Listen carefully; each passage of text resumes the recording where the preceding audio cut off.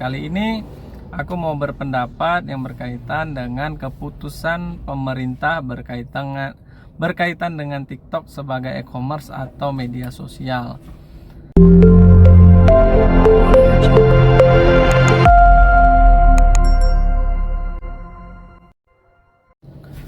Halo teman-teman, semoga kita semua selalu dalam kesehatan dan dimudahkan dalam segala urusan ya teman-teman. Kali ini aku mau berpendapat yang berkaitan dengan keputusan pemerintah berkaitan dengan TikTok sebagai e-commerce atau media sosial.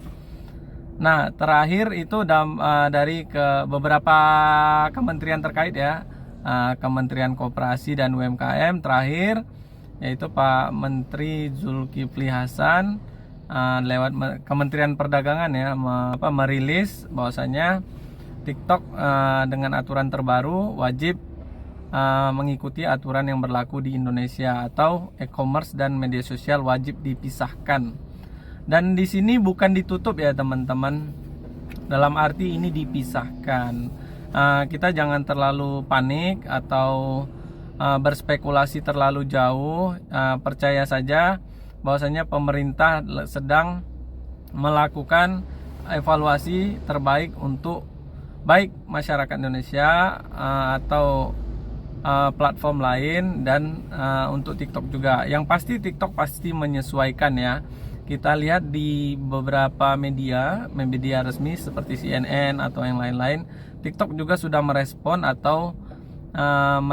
memberi tanggapan kepada pemerintah ya, agar pemerintah mempertimbangkan kurang lebih ya, koreksi jika aku salah, 6-7 juta itu penjual lokal di Indonesia dan affiliate ya, 6-7 juta untuk agar dapat dipertimbangkan. Tapi kalau menurut aku sih kita coba lihat saja. Aku yakin sih ini TikTok pasti sedang evaluasi atau sedang upgrade, berbenah untuk bisa menyesuaikan aturan yang ada di Indonesia ya, atau regulasi-regulasi yang akan dibuat. Tetapi di sisi lain aku mau coba cerita beberapa pengalaman atau yang pernah aku ketahui. Mungkin teman-teman juga pernah lihat, dengar, atau alami, atau mungkin teman-teman di lingkungan teman-teman ya, ada satu perusahaan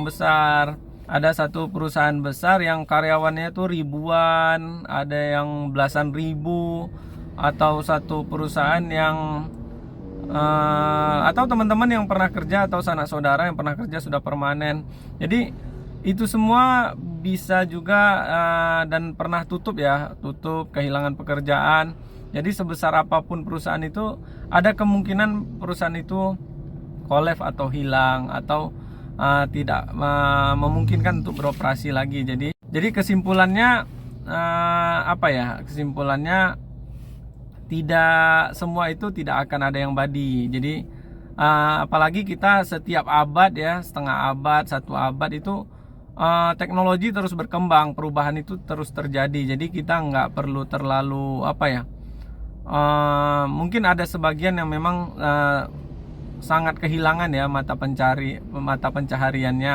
Tapi aku punya keyakinan dengan satu kejadian pasti mereka juga aku ada satu account yang beliau adalah TikTok affiliate.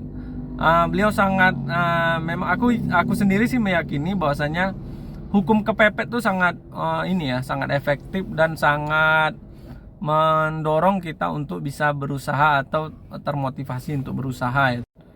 Jadi satu perusahaan besar saja bisa tutup, yang orang permanen pun bisa kehilangan pekerjaan.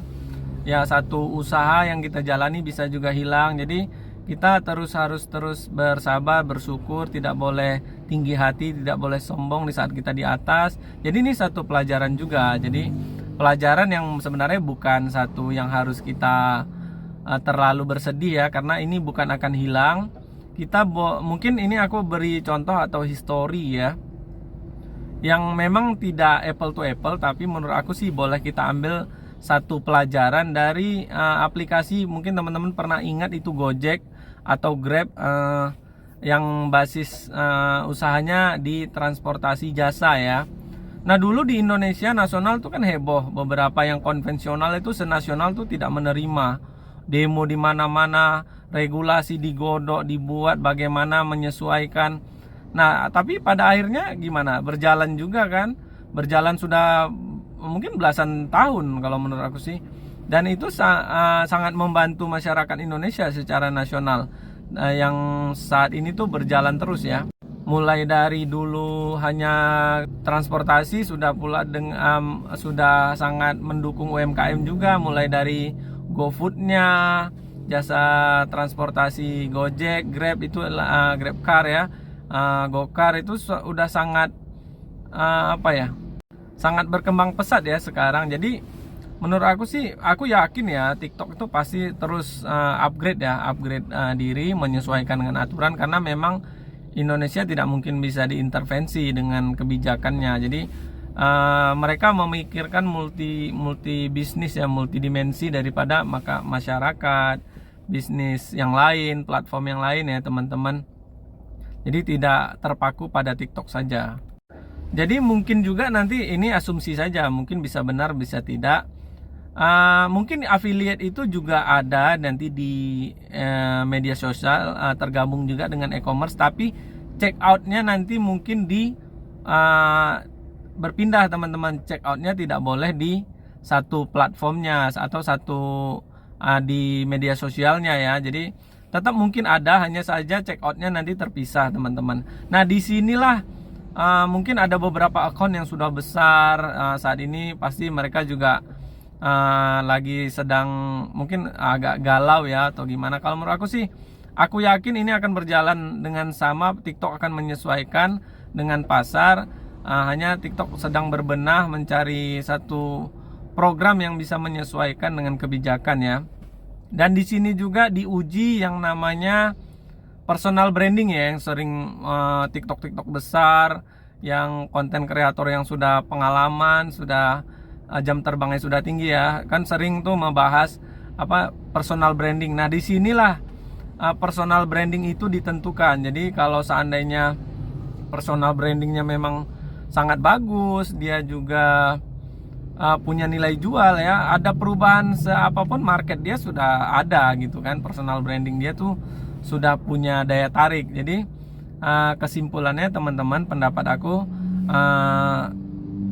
tenang saja, buat satu konsep-konsep baru. Dan affiliate itu kalau aku lihat sih, mungkin koreksi jika aku salah, affiliate dan payment itu terus berjalan dengan yang lama ya, yang lama-lama itu saat ini tuh tetap berjalan. Mudah-mudahan dengan income yang tetap berjalan ini, seiring aturan atau regulasi atau TikTok penyesuaian yang nanti tetap berjalan sama, walaupun mungkin akan ada dampak ya, pengurangan, tapi mudah-mudahan tidak terlalu signifikan. Nah ini pendapat aku yang berkaitan dengan kebijakan terbaru pemerintah. Semoga ini bermanfaat dan semoga bisa mengedukasi teman-teman ya, mulai dari TikTok formula affiliate, TikTok affiliate yang formula juga yang sudah besar ya, sudah jam terbangnya tinggi. Kesimpulannya teman-teman, sesuatu itu memang tidak akan ada yang abadi, akan ada yang hilang, akan ada yang muncul yang baru. Setiap per setengah abad itu memang akan ada hal-hal baru, baik dari sisi bisnis, teknologi, macam-macam ya, kebijakan. Apalagi itu setiap tahun tuh ada aja kebijakan baru ya, baik bukan hanya di Kementerian Koperasi, UMKM, Kementerian Perdagangan, di seluruh kementerian itu terus membuat regulasi atau aturan baru. Sekian informasi dari aku dan pendapat dari aku. Jika teman-teman ada masukan atau komentar lain, silakan ada pendapat lain, silakan teman-teman komentar, di like juga, jangan lupa di follow, di share agar teman-teman yang lain juga mendapatkan informasi ini. Terima kasih, see you next informasi dan tutorial.